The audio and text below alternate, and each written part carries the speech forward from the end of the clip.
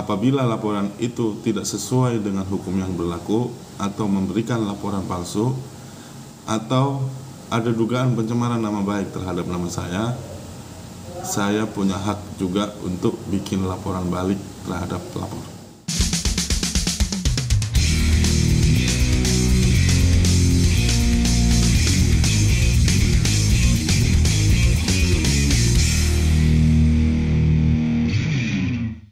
Meskipun kita sudah puluhan tahun merdeka, ternyata sebagian masyarakat kita masih belum menikmati kebebasannya.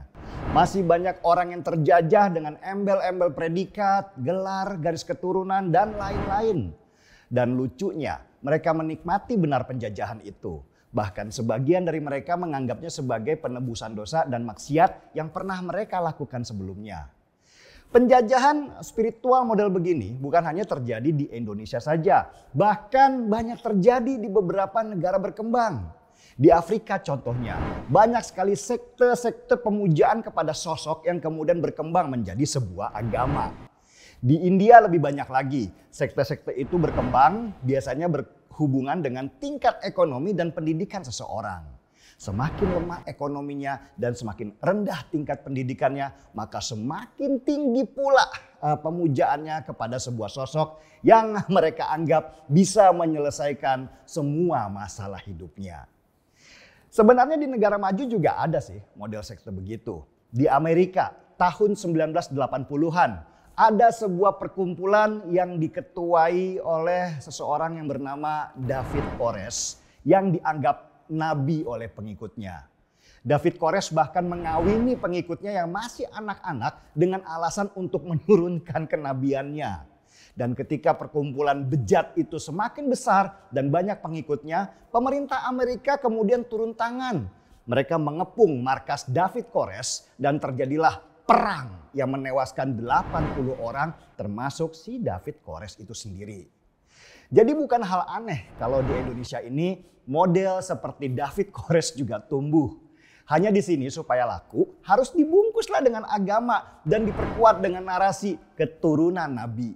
Modelnya sama aja, pemujaan terhadap pribadi atau kita kenal dengan nama kultus individu.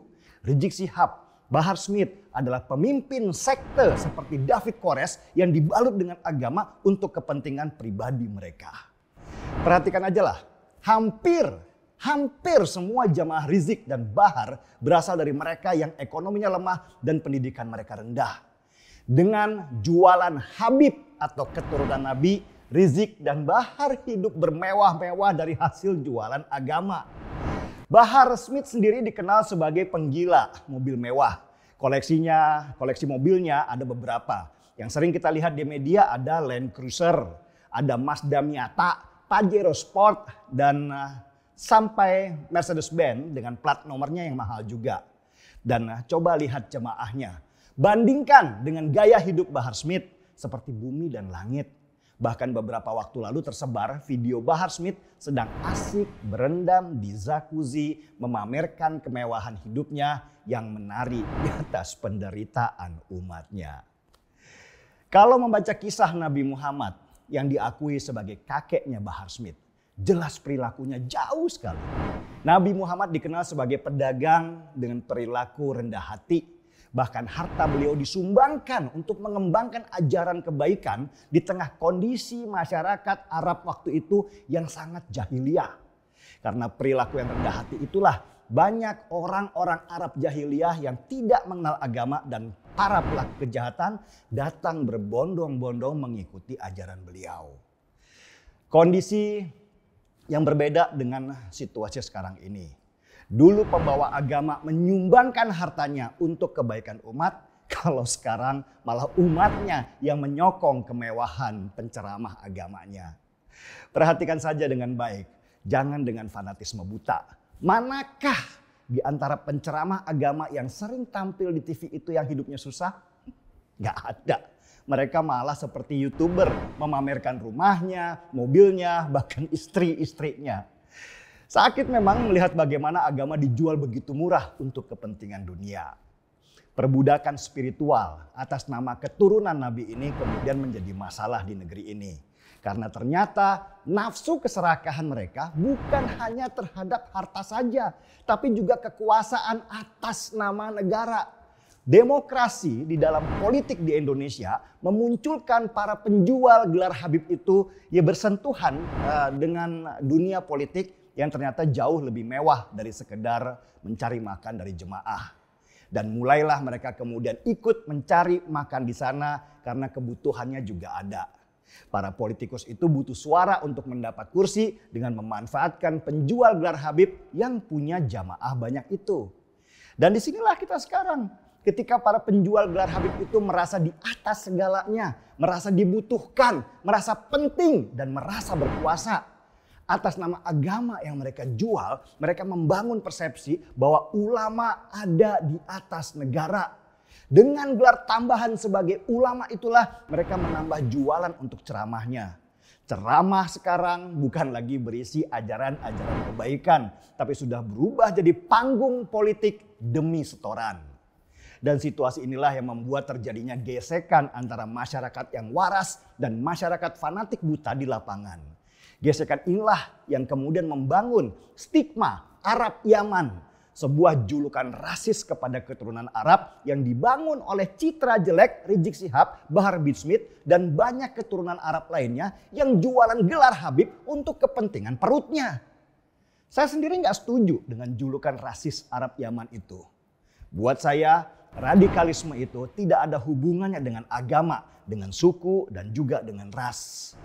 Radikalisme itu adalah pemikiran, sebuah pandangan yang sempit dan memanfaatkan keuntungan lewat apa yang ada di sekitar. Banyak teman-teman saya yang juga keturunan Arab yang berjuang bersama supaya negara ini tetap utuh dan tidak dikuasai oleh para penjual agama. Contohnya saja, ada Mu'annas Al-Aidid. Mu'annas ini adalah pengacara keturunan Arab yang gigih menghajar para penjual agama ini dengan jalur hukum. Ada juga Husin Shihab, seorang pengacara juga yang berjuang di jalur yang sama. Dan yang terbaru ada Jen Assegaf yang dikenal dengan Habib Kribo yang sekarang sering muncul di media sosial dengan gaya selebor menghajar para penjual gelar Habib itu. Saya dan teman-teman saya yang keturunan Arab itu punya prinsip yang sama. Orang gila harus dihadapi dengan cara gila karena cara waras ternyata membuat mereka semakin gila.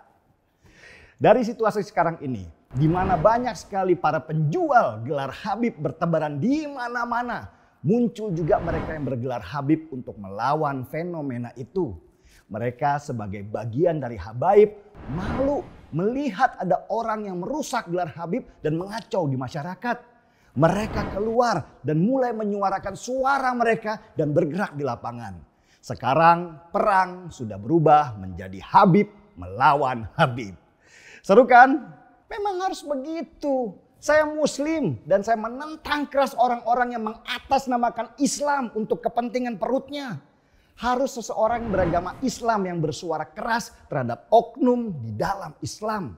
Karena kalau dia Kristen misalnya, dia bisa dibelokkan ke arah penistaan agama, akan lebih rumit jadinya.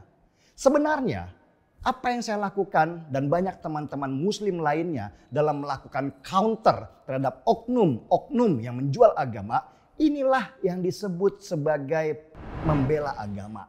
Agama dibela supaya jangan dirusak oleh orang-orang yang mengaku memakainya. Membela agama bukan berarti sibuk merusak hubungan antar agama, tetapi justru menyingkirkan oknum-oknum di internal agama yang berusaha merusaknya. Cita-cita saya dan teman-teman saya itu sederhana, satu dan sama. Bagaimana caranya menjaga warisan para pahlawan kita dulu supaya negeri ini bisa hidup dalam nuansa Bhinneka Tunggal Ika. Semua punya kesempatan yang sama. Perbedaan itu ada untuk mengajarkan kita semua. Seruput kopinya.